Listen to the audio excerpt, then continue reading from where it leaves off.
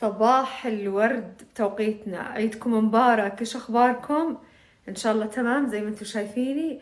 لبست العباية زراعة الأسنان. وبروح اصلي صلاة العيد، امر اللقاء اول شيء ونروح الجامع. انا في حياتي في عمري من الله خلقني ما قد رحت المسجد اصلي العيد، لا في السعودية ولا هنا.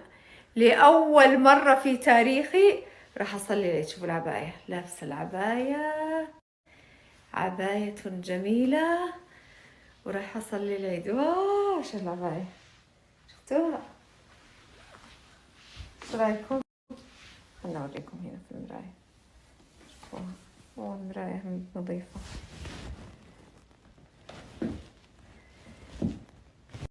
لابسة بوت، هذا البوت من بيربري. الله، مبسوطة إني لابسة العباية.